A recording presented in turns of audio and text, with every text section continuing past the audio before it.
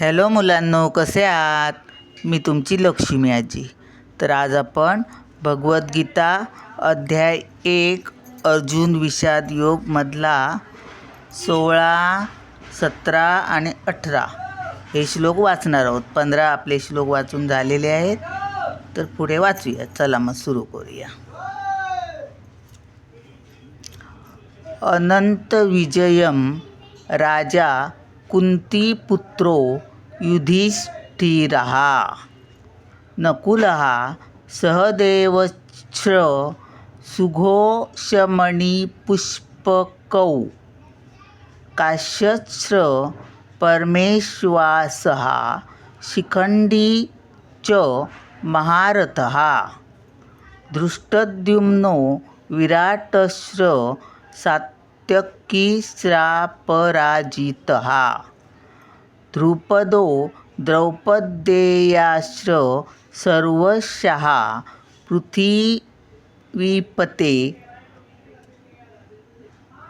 पृथिवीपते सौभद्रश्च महाबाहुः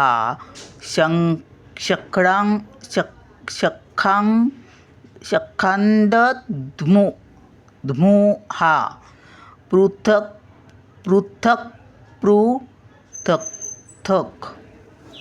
आता शब्दार्थ बघूया.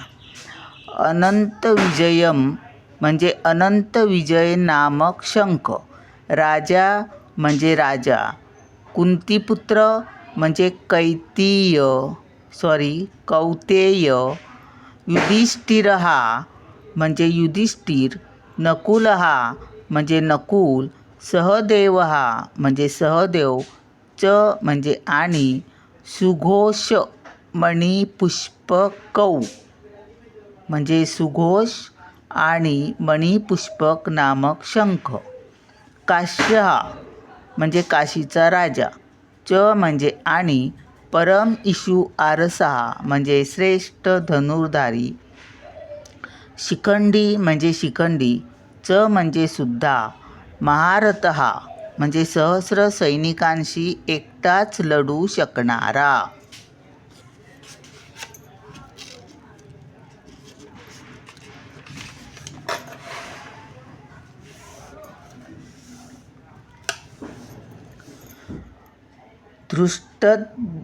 धृष्टद्युम्नः म्हणजे धृष्टद्युम्न राजा द्रुपदाचा पुत्र.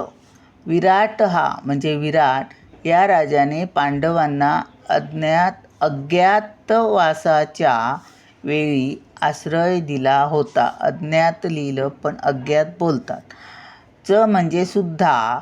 आणि सात्यकी म्हणजे सात्यकी म्हणजेच भगवान श्रीकृष्णांचा सारथी युधान. च म्हणजे आणि. अपराजितः म्हणजे ज्याच्यावर कोणीच विजय प्राप्त करू शकला नाही. द्रुपदः म्हणजे पांचाल देशाचा राजा द्रुपद. द्रौपदेयः म्हणजे द्रौपदीचे पुत्र. च म्हणजे सुद्धा. सर्वशः म्हणजे सर्वजण. पृथिवीपते म्हणजे हे राजन. सौभद्रः म्हणजे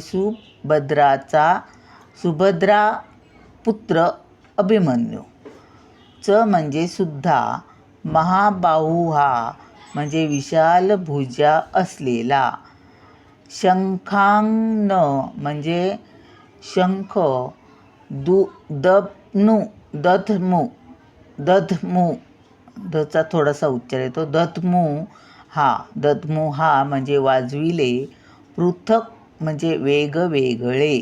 तर आपण आता या श्लोकांचा अर्थ बघूया. हे शब्दार्थ झाले. आता श्लोकांचा पूर्ण अर्थ बघूया. कुंतीपुत्र राजा युधिष्ठिराने आपला अनंत विजय नावाचा शंख वाजविला.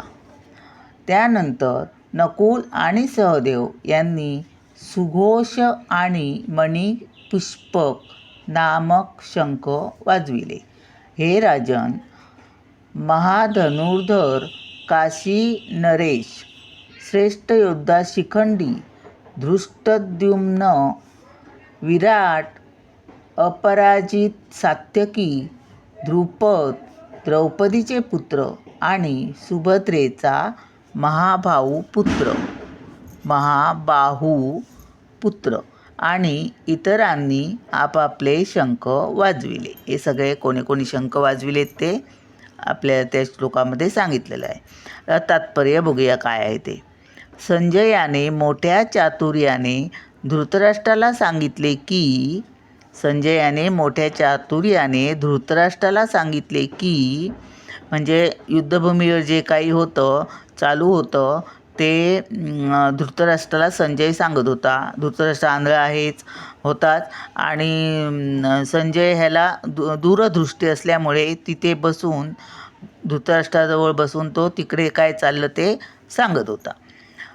सांगितलं की पांडुपुत्रांना फसविण्याचे आणि स्वतःच्या पुत्रांना राज्याच्या सिंहासनावर बसविण्याचा प्रयत्न करण्याचे त्याचे धोरण चुकीचे आहे आणि ते मुळीच स्तुत्य नाही. त्याने काय सांगितलं? पांडुपुत्रांना फसवण्याचे आणि स्वतःच्या पुत्रांना राज्याच्या सिंहासनावर बसविण्याचा त्याचा जो प्रयत्न आहे, तो प्रयत्न करण्याचे जे धोरण आहे ते चुकीचे आहे. पूर्वलक्षणावरून तर संपूर्ण कुरुवंश या महायुद्धामध्ये मारला जाईल.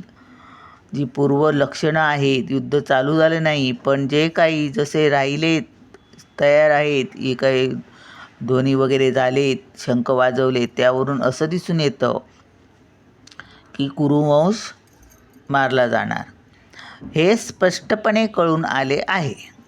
पूर्वलक्षणावर तर संपूर्ण कुरुवंश या महायुद्धामध्ये मारला जाईल हे स्पष्टपणे कळून आले आहे.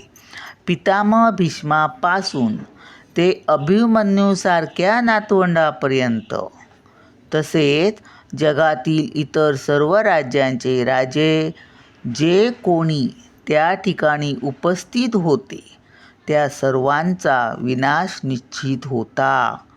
राजा धृतराष्ट्रामुळेच ही आपत्ती कोसळली होती, कारण त्यांनी आपल्या मुलांनी स्वीकारलेल्या धोरणाला उत्तेजन दिले होते. म्हणजे धृतराष्ट्राच्या मुलांनी जे युद्धाचं हे केलं त्याला धृतराष्ट्राने विरोध केला नाही, तर त्याच्याऐवजी त्याने त्यांना उत्तेजन दिले, हे चुकीचं होतं.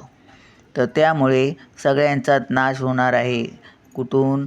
आपले पितामह भीष्मसुद्धा, त्यांचे नातवंडसुद्धा आणि इतर राज्यांचे राजे जे कोणी ह्या युद्धामध्ये ह्याच्या दुर्योधनाच्या बाजूने आहेत ते सुद्धा आणि पांडवांच्या बाजूने आहेत ते सुद्धा थोडेफार म्हणजे हे होणारच आहे. विजय या पांडवांचाच होणार आहे, कारण तिथे साक्षात देव आहेत, कृष्णदेव आणि त्यांच्याबरोबर लक्ष्मीही.